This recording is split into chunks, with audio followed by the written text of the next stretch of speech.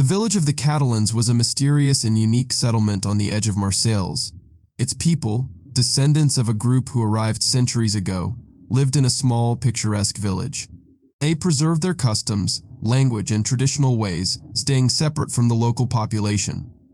Among the residents was a young woman who stood out with her striking beauty, long black hair, deep eyes, and graceful movements. She was inside a simple home occupied with her work, but her restless gestures betrayed her unease. Nearby sat a young man, Axel, deeply in love with her. His frustration and sorrow were evident as he watched her, longing for her affection. Axel finally broke the silence, questioning her once again about their future. He reminded her that Easter had come again, a time he believed was perfect for marriage. However, the young woman, Nova, firmly rejected his proposal, repeating what she had told him many times before: she loved him only as a brother and could offer no more. Axel could not hide his pain and accused her of being cruel. He reminded her of their tradition, where Catalans usually married within their community.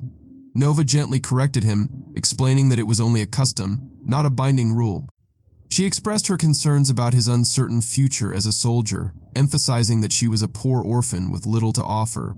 She revealed how she had been surviving on public charity and occasional help from him, but even that made her feel like a burden. Despite her honest words, Axel insisted that she was perfect for him. He dreamed of building a life with her, hoping her love would bring him good fortune. He spoke of becoming a fisherman, working hard, and making her happy. But Nova remained firm. She believed a woman could not manage a household or stay honest when her heart belonged to another. She urged him to accept her friendship instead of seeking something she could never give. Axel grew desperate and proposed changing himself to win her love. He even suggested adopting the attire of a sailor, but Nova grew angry, suspecting he was mocking her. She warned him against jealousy and told him the truth: she loved another man, Simons, and would wait for him no matter what. Even if Simons never returned, she would remain faithful, believing he died loving her. Hearing her confession, Axel was overcome with rage and sorrow. He accused her of waiting for someone who might have forgotten her or been lost to the sea. Nova, unwavering, declared her love for Simons, promising she would die if he did and remain loyal if he had forgotten her. At that moment, a joyful voice called her name from outside, interrupting their emotional exchange. It was a name she had longed to hear, bringing a sudden spark of hope and happiness to her heart. The young woman, glowing with excitement, rushed to the door and exclaimed with joy, "Simons, here I am!" Her happiness was overwhelming as she embraced Simons, while the sunlight streaming through the door seemed to bless their reunion. However, Axel, standing nearby, froze with fear and anger. His emotions were evident as he gripped the knife on his belt but remained rooted in place. Simons noticed Axel and asked Nova who he was. She introduced him as her cousin and a close friend, insisting that he would also be Simons' friend. Axel hesitated but eventually extended his hand reluctantly after Nova fixed him with a commanding look. Axel's hatred for Simons was clear, yet he was unable to act on it because of Nova's firm presence. After a brief handshake, he stormed out of the house, consumed by jealousy and frustration. As Axel wandered aimlessly, he was called by Duke and Jorgen, who were sitting together under a shaded arbor. They invited him to join them, teasing him for his troubled expression. Axel, struggling to control his emotions, sat down with them. Duke, already drunk, bluntly asked Axel about his heartbreak, mocking him for losing Nova to Simons. Jorgen, meanwhile, observed Axel closely, seeing an opportunity to manipulate the situation. The conversation turned to Simons' imminent marriage to Nova, with Duke openly taunting Axel. Unable to bear the torment, Axel slammed his glass to the ground in anger. Jorgen fueled his frustration, subtly provoking him while pretending to sympathize. When they noticed Simons and Nova walking hand in hand nearby, Duke loudly called out to them, adding to Axel's misery. Jorgen restrained Duke, pretending to maintain decorum, but his real intent was to stir Axel's emotions further. Axel, on the verge of losing control, was stopped by the memory of Nova's earlier words: she had vowed to end her own life if anything happened to Simons. This reminder kept him from confronting Simons and Nova directly. Instead, he slumped back into his seat, defeated. Jorgen, watching the scene unfold, saw an opportunity for his own gain. He quietly noted that Simons' happiness and success could only be derailed if someone intervened. While Axel sat in silent agony and Duke drank himself into a stupor, Jorgen began to form a plan to disrupt Simons' life. As the three men watched from their table, Simons and Nova remained unaware of the jealousy and resentment brewing around them. Simons, blinded by his happiness, greeted his old friends warmly, unaware of the animosity lurking beneath their smiles. Jorgen watched Simons and Nova as they walked away together, their happiness evident. After they disappeared from view, Jorgen noticed Axel sitting nearby. Axel looked pale and defeated, clearly troubled. Meanwhile, Duke, clearly drunk, was singing a drinking song, not paying much attention to the tense atmosphere. Jorgen turned to Axel and commented on how the upcoming marriage between Simons and Nova seemed to be upsetting some people. Axel, unable to hide his feelings, admitted he was deeply in love with Nova and had been for as long as he had known her. Jorgen, always the schemer, suggested that Axel should take action instead of sitting around in despair. Axel asked what he could possibly do, feeling helpless. Jorgen hinted that there were ways to stop the marriage without resorting to anything extreme. Axel confessed that he had thought about harming Simons but feared Nova's reaction. She had warned him that if anything happened to Simons, she would take her own life. Jorgen dismissed Nova's threat, calling it an empty promise, but Axel was certain she meant every word. Their conversation was interrupted by Duke, who drunkenly started talking nonsense. Jorgen, however, seemed unaffected by the chaos and suggested an alternative to separating Simons and Nova. He hinted that sending Simons to prison would achieve the same result as death. Nova and Simons would be apart, possibly forever. Axel, though hesitant, admitted he would consider this option if it didn't involve killing Simons, as he couldn't bear the thought of Nova being hurt. Duke, still drunk, suddenly declared his loyalty to Simons.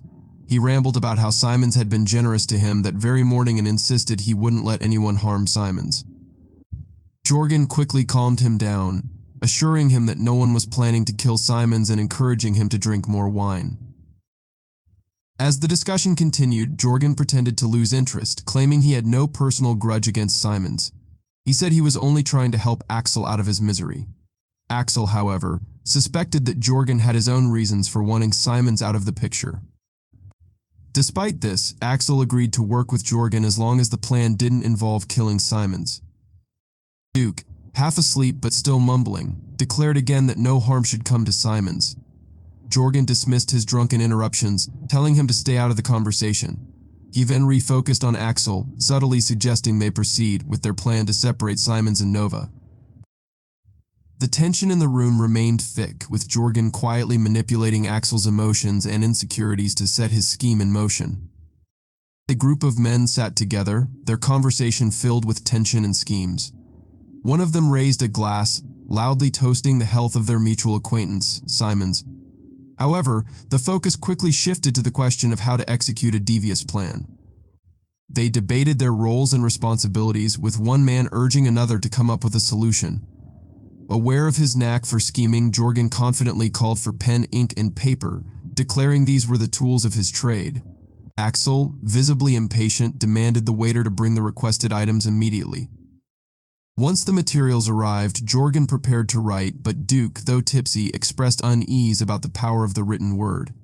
He confessed he feared a pen and paper more than weapons, as they could destroy lives from a distance. Despite his drunken state, Duke's words hinted at the moral weight of their actions. Ignoring Duke's concern, Jorgen began drafting a letter with his left hand to make the handwriting unrecognizable. In this letter, he falsely accused Simons of being a Bonapartist agent, claiming he carried secret messages for Benjamin. Jorgen handed the letter to Axel, who read it silently. Though eager to harm Simons, Axel hesitated, realizing the potential consequences of such betrayal. Jorgen reassured him, explaining that this plan wouldn't expose Axel as the source, thus keeping his identity safe. Duke, now even more intoxicated after another glass of wine, vaguely understood the scheme and blurted out his disapproval. He called the plan disgraceful and tried to grab the letter, but Jorgen snatched it away. Pretending to reconsider, Jorgen dramatically crumpled the letter and tossed it into a corner. He insisted his actions were only a joke and claimed he would never truly harm Simons. Duke, somewhat reassured, joined in a toast to Simons and Nova. However, Axel's fixation on the discarded letter betrayed his intentions. As Duke and Jorgen left, stumbling and bickering, Axel seized the opportunity. He retrieved the crumpled letter, tucked it into his pocket, and hurried off in the opposite direction, clearly determined to carry out the plan. As they walked away, Duke drunkenly commented on Axel's odd behavior, but Jorgen dismissed his concerns, steering the conversation elsewhere. Meanwhile, Jorgen silently celebrated, knowing the wheels of his plan were now in motion. Despite his outward nonchalance, his true intentions were clear. He had successfully planted the seeds of betrayal. The morning sun rose brightly, lighting up the waves with sparkling red hues. Preparations for a grand feast were underway on the second floor of LA Reserve, a place already known to the readers. The large room for the event had many windows, each decorated with the name of a famous French city written in golden letters for unknown reasons. A wooden balcony ran along the entire length of the building, and even though the feast was planned for noon, guests started gathering on the balcony an hour early. These guests included the crew of the Pharaon and friends of the groom, all dressed in their finest clothes to show respect for the occasion. There were rumors that the owners of the Pharaon might attend the feast, but many doubted this would happen as it seemed too grand a gesture. Jorgen arrived with Duke and confidently shared that he had spoken to Carlos, the shipowner, who confirmed his intention to join the celebration. Shortly after, Carlos himself appeared, greeted by loud cheers from the ship's crew. His presence was seen as a sign of great honor and proof that Simons, the groom, was likely to become the captain of the Pharaon. The sailors, who adored Simons, couldn't hide their excitement and celebrated with joy.